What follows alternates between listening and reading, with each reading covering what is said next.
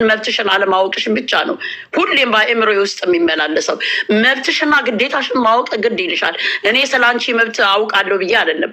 ነገር ግን ለሱ ካንቺ በላይ የሚቀርብ የለም። አትገቢም። እንግዲህ እንደሰማችሁት ነው። ሀይሚ መብትሽንና ግዴታሽን ማወቅ አለብሽ፣ ለምን መብትሽን አታስከብሪም የሚል መልእክት ነው። እንግዲህ በጣም የሚወዷቸው ሰዎች አሉ፣ በጣም ከሚባለው በላይ ብሩኬና ሀይሚ ትንሽም ትልቅም ነው የሚወዳቸው።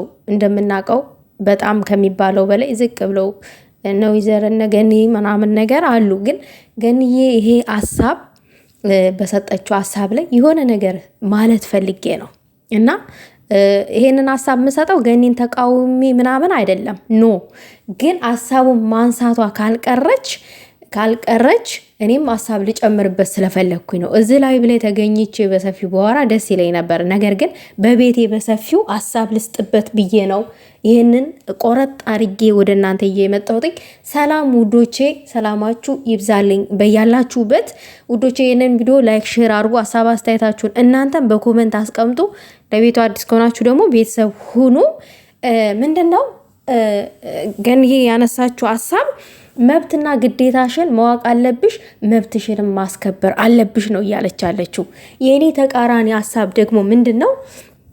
ይሄ የሚሆነው ምንድን ነው? ማንም ሰው እየመጣ ሴቶች በተለይ እየመጡ እዚ ጋ አይመለከትሽም ነው የሚሏት። ሁል ጊዜ አንቺ እኮ ያለ ቦታሽ ነው ያለሽው ነው የሚሏት። ሀይሚን ዲስሬስፔክት የሚያደርጓት የሚጠቀሙት ቃላት በጣም ልባችንን ያደመዋል፣ ሁል ጊዜም ማለት ነው። ግን ሀይሚዬ ደግሞ በዛን ጊዜ ምንም መልስ አትሰጥም። ይሁን ብላ ነው ዝም የምትለው፣ የሆነ መልስ መልሳ ማለት ነው በነጣነት። ግን የኔ እኮ ነው እሱ፣ እንዴት መብት የለኝም እንዴት አይመለከተኝም ምናምን ብላ ተከራክራም ተጣልታም አታውቅም። ተምን የተነሳ ይመስላችኋል ይህንንም አታደርገው? ብሩኬ በሚዲያ አንድም ቀን አፈቅርሻለሁኝ ብሎ ገልጾላት አያውቅም ፍቅሩን አይደለም። አንድም ቀን የፍቅር ጥያቄንም አቅርቦላት አያውቅምም። ሀይሚ ደግሞ እንደምናቃት በክብሯ የማትደራደር ሴት ናት። ሀይሚ በአንገቷ ሰይፍ ቢደቀን በክብሯ አትደራደርም። በክብሯ የምትደራደር ሴት አይደለችም። እንቁ ሴት ናት።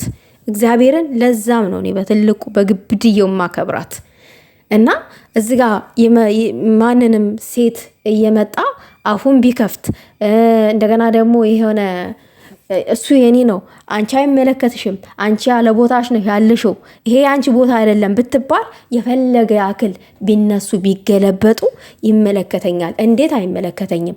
የኔ እኮ ነው ብላ ቃልን ከአንደበቷ አውጥታ ተሴጋ ክብሯን ዝቅ አድርጋ ተከራክራም ተጣልታም አታውቅም። እኔ የተረዳሁት ነገር በሚዲያ በኮንፊደንስ ይሆናል የለ ደረቱን ገልብጦ እሷ የኔ ናት ፍቅሬ ናት የልጆቼ እናት ናት ብሎ አንድም ቀን ብሏት አያውቅም። ከምን የተነሳ ኮንፊደንስ ኖሯት? በእርግጥ መብትና ግዴታዋን ሳታቀርታ አይደለም፣ ጠንቅቃ ታውቃለች ሀይሚ መብትና ግዴታዋን ከሚባለው በላይ አጠገቡ ያለ ሴት ናት። አብሮ ነው እጅ ለእጅ ተያይዘው እዚህ የደረሱት። አንቺ ትብሽ አንተ ትብስ ተባብለው ቅማምዬ ከሚባለው በላይ የምትገርም ልጅ ናት ብሎ በአንደበቱ ገልጧታል ብሩኬ። ነገር ግን መብቷን ሳታቀርታ አይደለም። እንደገና ደግሞ መብቷን አታውቅም ማለት አይደለም አላችሁ ማለት አይደለም። እዚህ ጋር ያልኩኝ አይደለም፣ ግን በጣም አርጋ ታውቃለች ከሚባለው በላይ።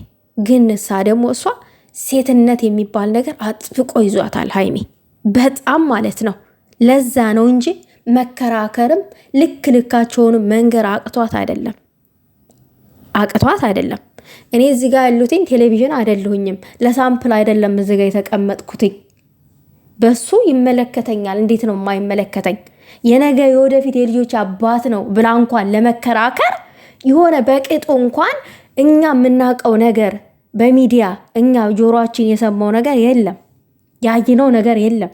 ሁሌ ብሩኬ ወድሻለሁ ነው የሚላት። ማንም ሰው እኮ ሊወዳችሁ ይችላል አይደለም?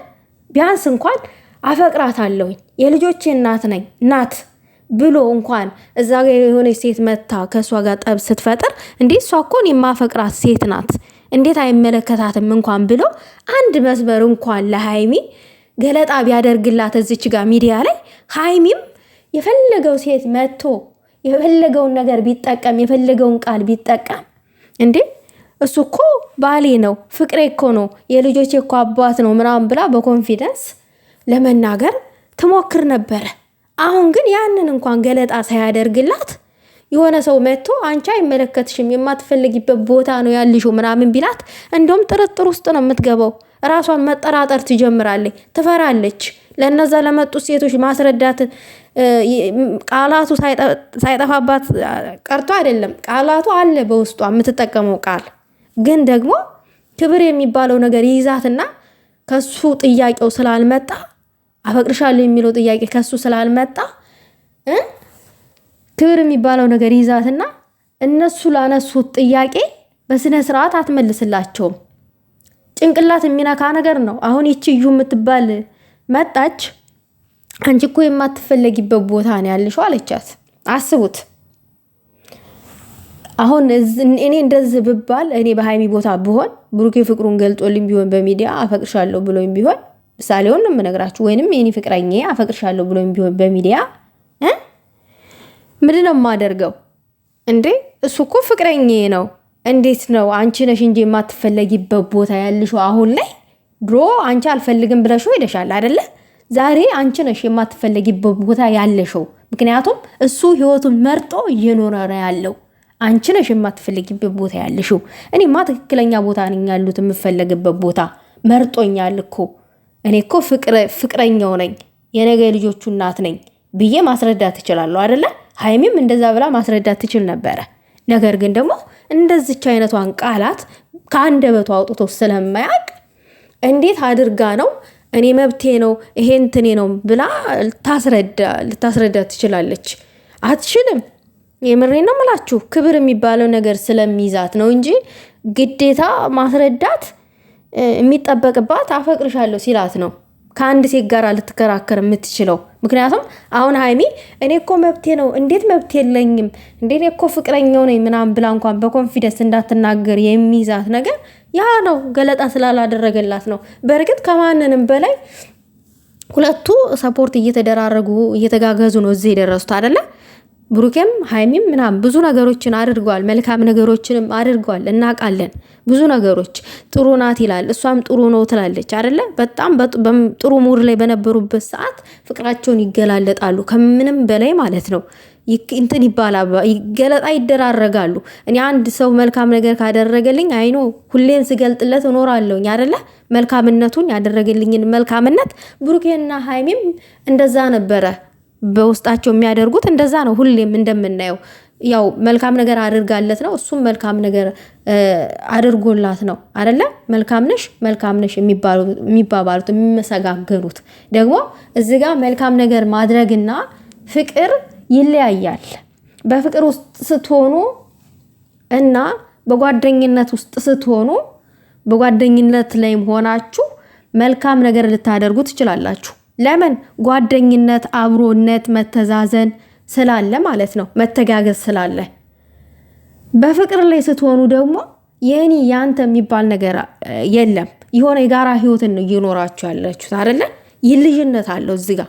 ስለዚህ ሃይሚ ደግሞ እንደፈለገች መብቴ ነው ብላ ተጋፍጣ እንዳትከራከር የሚያደርጋት ነገር በሚዲያ ፍቅር የሚባል ነገር አልተገለጠላትም። ብዙ ጊዜ ሴትነቷ ስለሚይዛት ነው እኔ እንደተረዳሁትኝ እንጂ ከአንድ ሴት ጋር ተጋፍጣ ማትከራከረው ያ ነው እንጂ ያ ይዟት እንጂ መብትና ግዴቷ ሳታቀርታ አይደለም። ከሱ ካጠገቡ ያለች ሴት ናት። ብዙ ተስፋ የሰጣት ሴት ናት። ብዙ ነገር ብዙ ገለጣ ያደረገላት ሴት ናት። ነገር ግን ደግሞ ተንበርክኮ ቀለበት ሲያደርግላት አላየንም። የቃል ኪዳን ቀለበት ተንበርክኮ ፍቅሩን ሲገልጥላት አላየንም። ሃይሚ እኮ ንግስት እኮ ነች። ሃይሚ እኮ የሴት ወይዘሮ እኮ ነች። ሃይሚ እኮ ከማንንም ጋር ያልተከሰከሰች ሴት እኮ ናት። ሃይሚ እኮ ጀግና ሴት ናት። ጀግና ሴት ደግሞ ራሷን አዋርዳ አትገኝም መቼም ቢሆን ማለት ነው። ሃይሚ አስመስክራለች። ራሷን ሳታዋርድ ራሷን ጠብቃ ራሷን አስከብራ በስነ ስርዓቱ በክብር ራሷን አሳይታለች፣ አስተምራለች።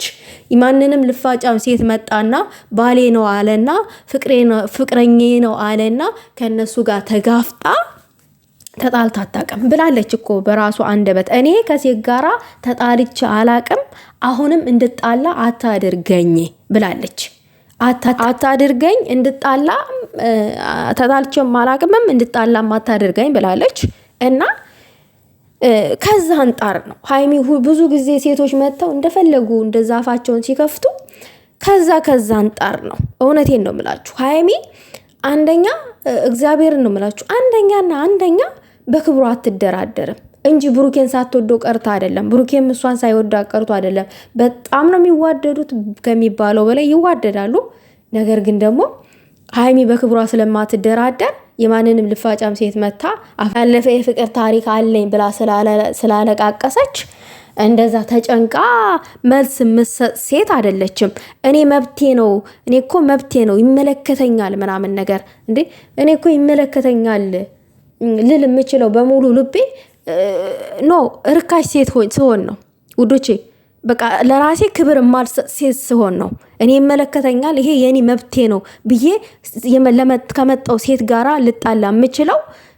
ለዛውም ፍቅርን በሚዲያ ላልገለጠልኝ ብዙ ነገሮችን ሚዲያ ላይ ወጥተው እያወሩ የሚሰሩትን በጎም ነገር ሰሩ ሚዲያ ላይ እያሳዩን ነው አይደል? ውሏቸውን ሚዲያ ላይ እያሳዩን ነው አይደለ?